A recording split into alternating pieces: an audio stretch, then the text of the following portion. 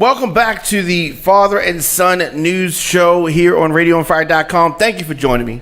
Diamond K in here alongside my father, D. Williams. How you doing, Dad? Good. Glad to be back. Absolutely. So every week we are here unpacking political and social stories.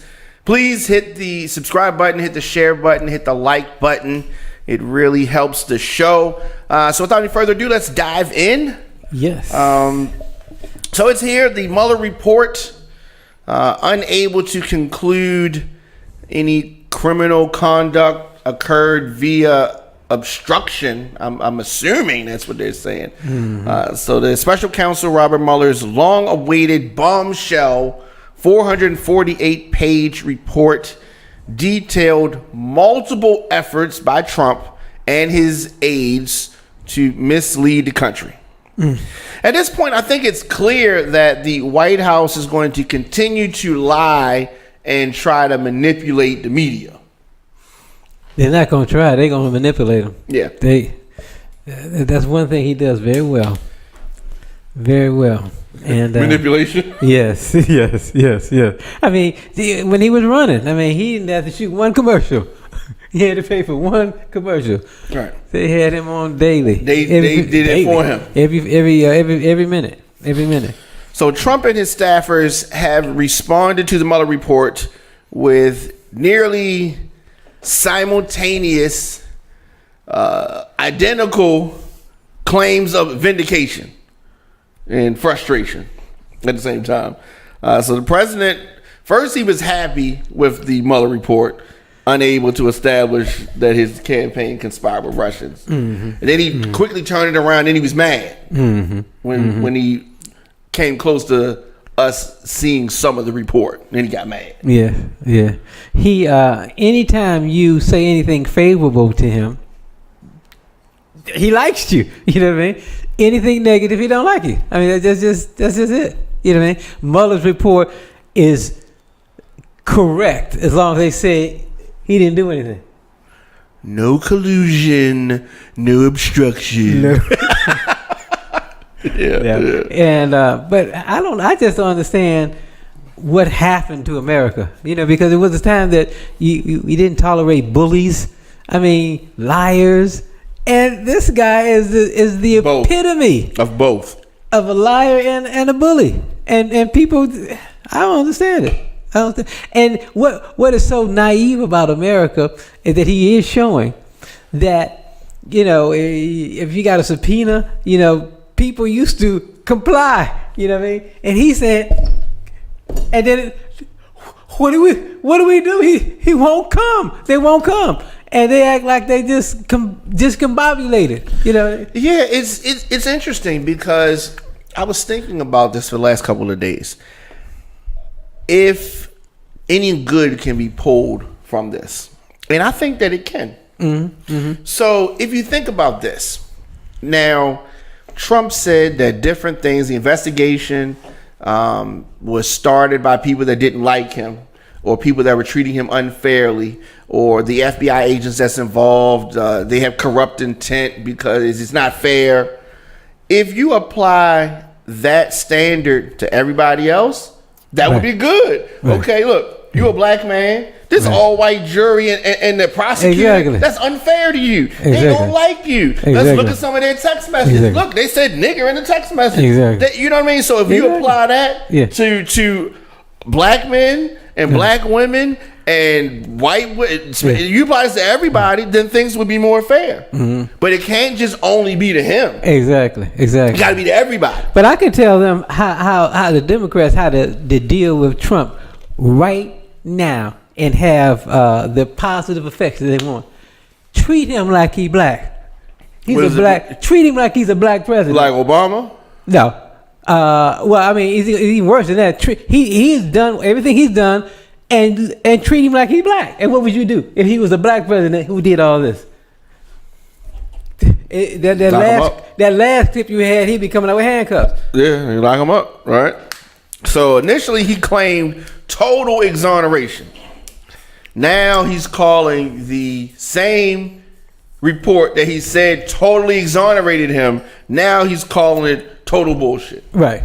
Exactly. The same report. Exactly. He said the election. If he lost, it was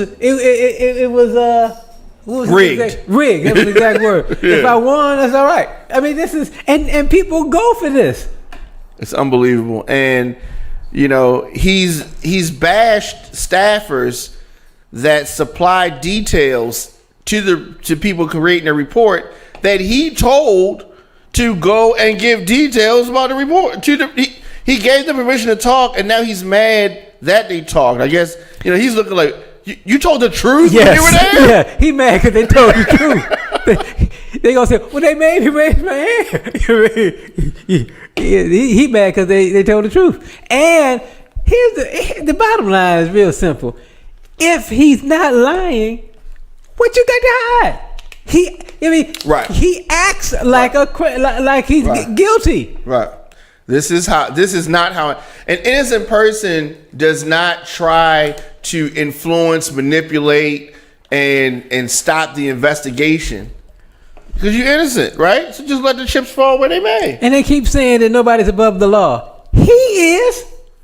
And then they say on the next talk, well, if he wasn't the president, he'd be arrested by now. But here's the thing: if he wasn't president, he wouldn't do some of these things, or be able to do any things, or even do it. If he was just Donald Trump, the businessman, he wouldn't be doing misdeeds in the White House because he wouldn't be there. Right. He wouldn't be influencing the FBI director and all that because he would be regular Donald Trump, the businessman. It's double talk. It's foolishness.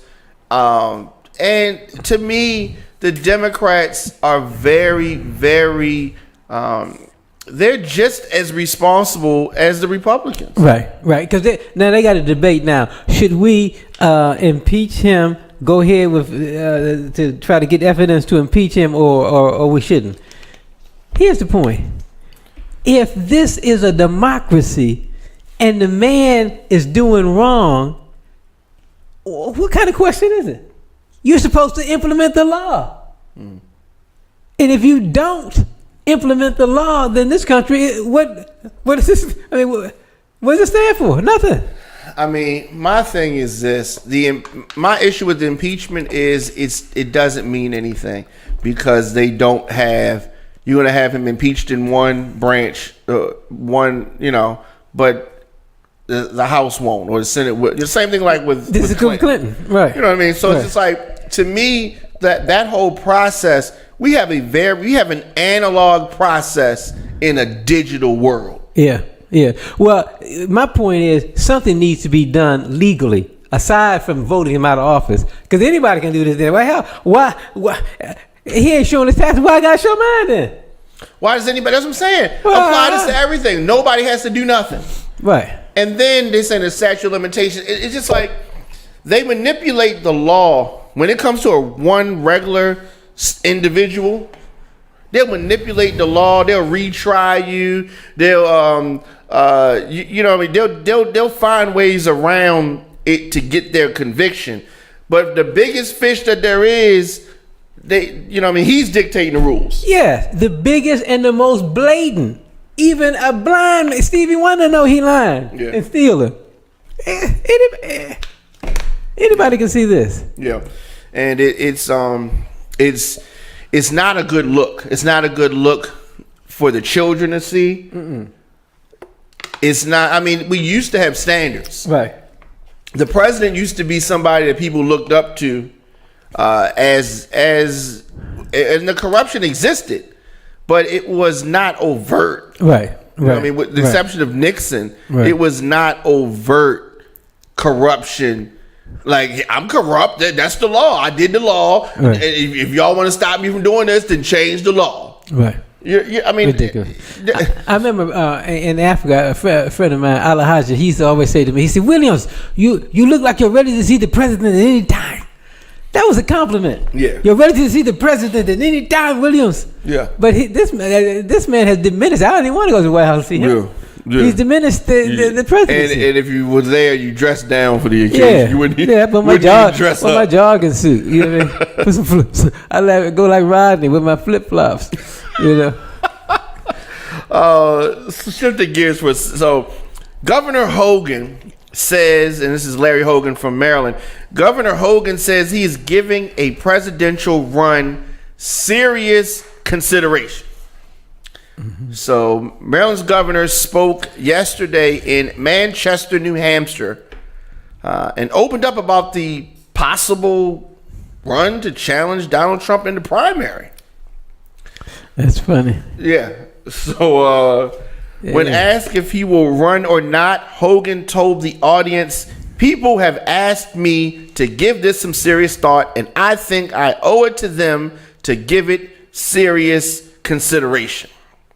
So after this event yesterday, Hogan also weighed in on last week's report from Mueller, and he called the report very disturbing.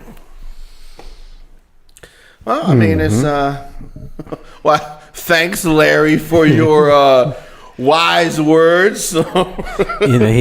He's challenging his words very, very carefully. It's very disturbing. Yeah, very disturbing. And he is not, he doesn't want to run. No. And people keep bugging him. Like, come on, okay. Well, here's the thing about him, Dad. I mean, to me, honestly, the first 3 years, 3.5, he hid under his desk.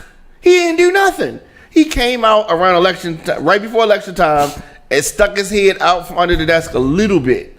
But other than that, what has he really done? He ain't out in these streets. Well, I don't want to put this on him, but I mean, he is a cancer survivor. But that was a couple years ago. It was since he's been. This is the second term, isn't it? Yeah, that was a couple years. That was like in year 2. Mm-hmm. You know what I mean? And he beat it. You know what I mean? So but yeah. So he said this, and this is obvious. Hogan said it certainly did not completely exonerate the president. There were some very disturbing stuff found in that report. And just because aides did not follow his orders, it's the only reason we don't have obstruction of justice. Picture 3. Yeah. So well, he's believe me, Trump is not nervous thinking about Hogan running. He looks like an imposing figure there. No, the other guy. He's gonna say Lazy Larry.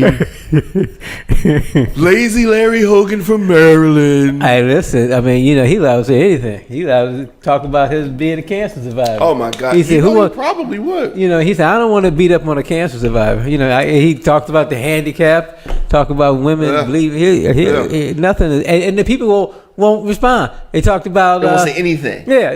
He talked about Gold Star family. Yes. Talked about. You remember the lady who's I guess that's considered Gold Star family as well. The black lady in Florida was after she lost her fiance and or husband. I think it was her husband. Yeah, it was her husband. Right. Young girl, and he talked about anybody. I mean, he's not that's why I say Donald Chump, because he acts like a chump. I mean, it doesn't act like no president. Take it back to my childhood. He's like school on Sunday, no class. So that took him back to his Never heard that one before, but it makes sense. Yeah, right.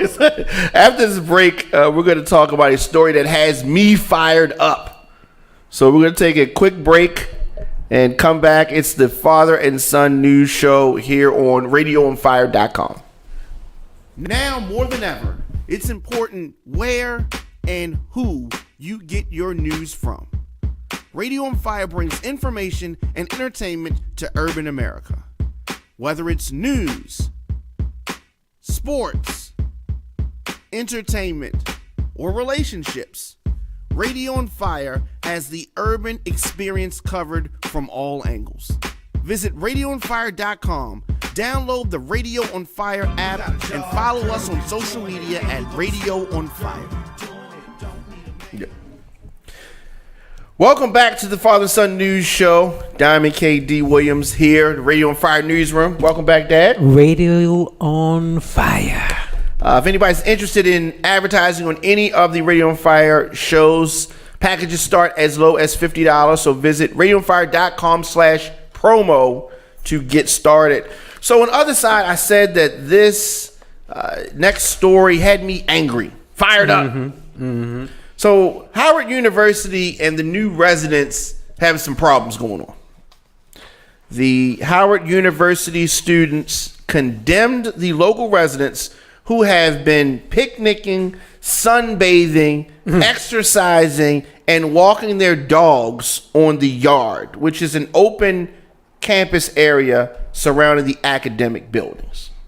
It must be white kids then. Yes, white residents. So this is a result of what they call the gentrification. Oh, okay.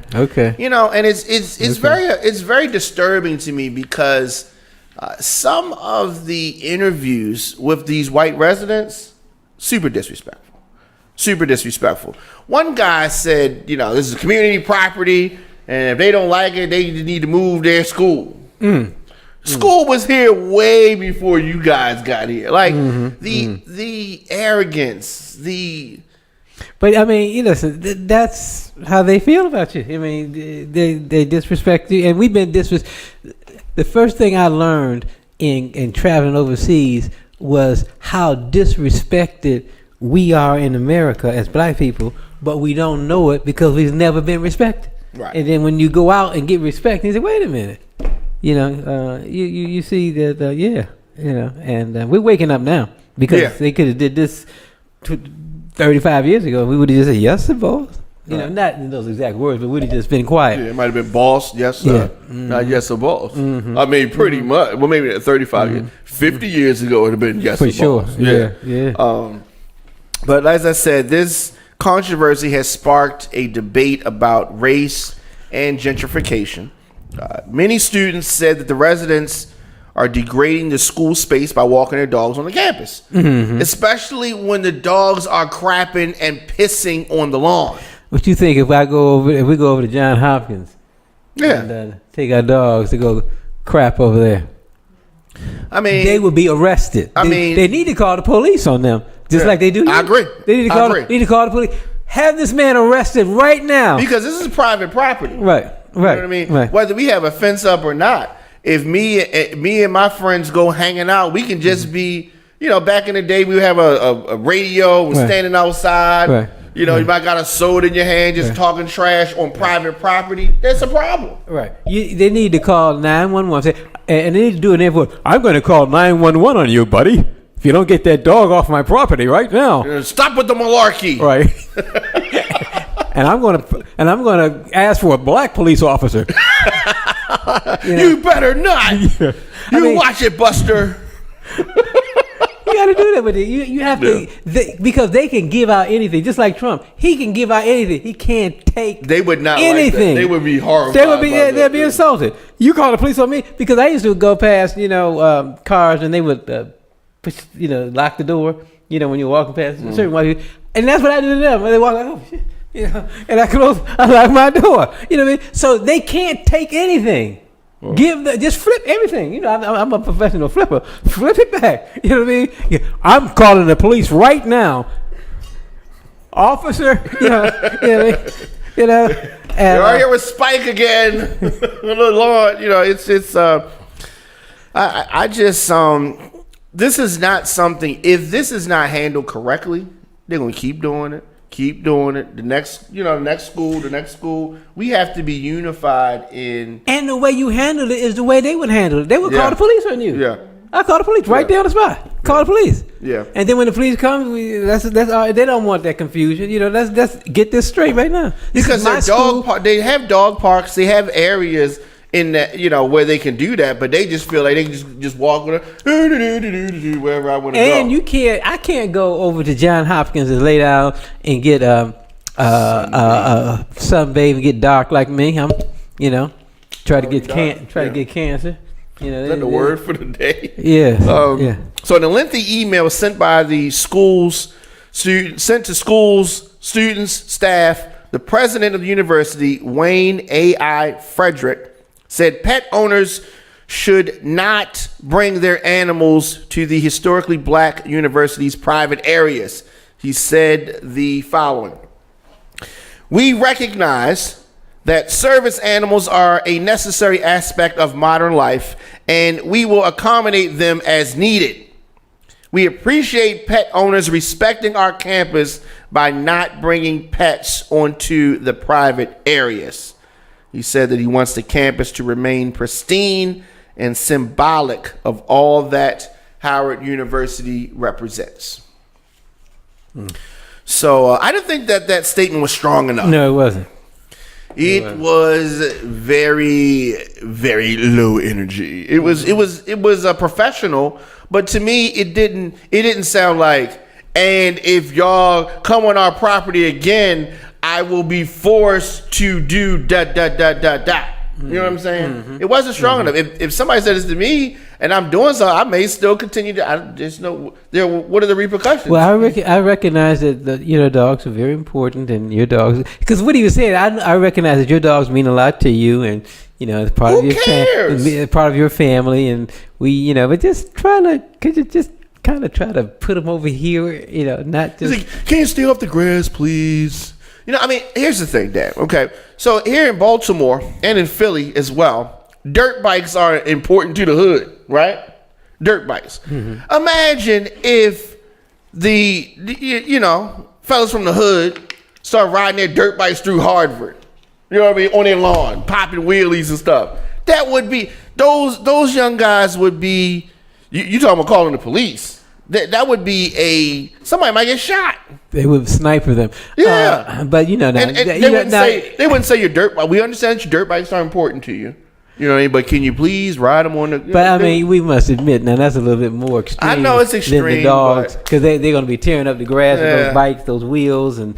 Well, we couldn't play catch football in the front. Or start barbecuing. Well, they shouldn't be sunbathing over there. Definitely. That's just for people that don't know. That's laying a blanket down and just laying there, like you in a rotisserie, and turning over. And right, and then the thing about it, they're trying to get dark like the people at the campus at the same time catching cancer.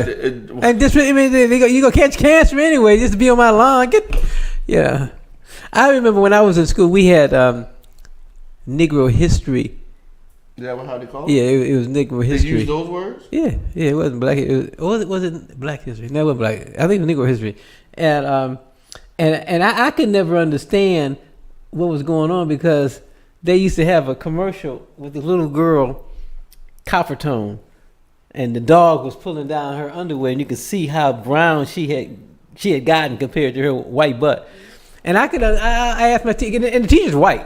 My teacher was white. And I said, why is it that you guys want to get that double tan like us and then double dark, and then you act like you don't like us, but you try to get like us? And you asked her that? Yeah. And I couldn't understand. Good question.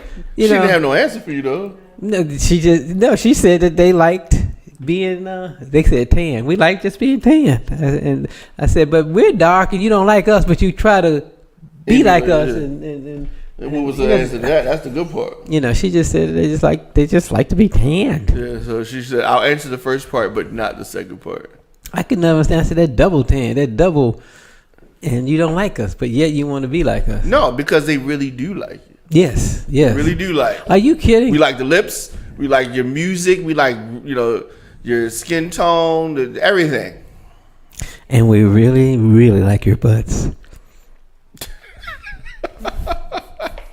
Oh my goodness, Dan, thank you as always for another great show. We'll be back next week with more news, more debates, and call the White House.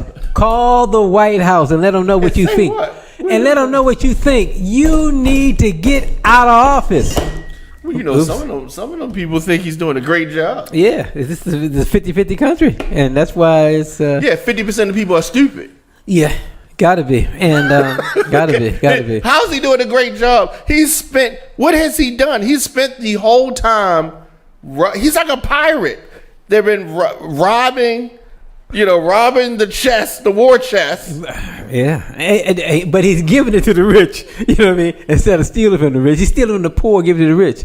And here's another thing: when they should have seen him from the beginning, when he said Mexico's going to pay for the wall. He went while he was campaigning. He went over to Mexico. Never said anything about paying for the wall. Said when he went over there, when he was campaigning, and talked about how great the people were. Came back to a campaign and said, "Those dirty, rotten rapists, they're gonna pay for this wall." And people can't see. This is as clear as this is insanity. Absolute insanity. He did it the same damn day. He went over there and said, "They're the nicest people in the world. Love that. Love the little Mexicans." Came back and said, "Those rapists, they're going to pay for that wall. Who's going to pay for the wall?" Back they go. Did you ever ask them? No, I wasn't really the kind of proper time to ask them.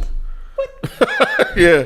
And they go for this? Every time. It's crazy. I got to go. Next week? Yeah. So we'll be back. We'll be back next week. As always, shows are available on demand. RadioOnFire.com/father and son. Hey, before we leave, did I say anything wrong? Didn't he go over there? No. The same day and come back? I mean, it was wrong that he did it, but you right. That's what he did. Yeah. America, wake up.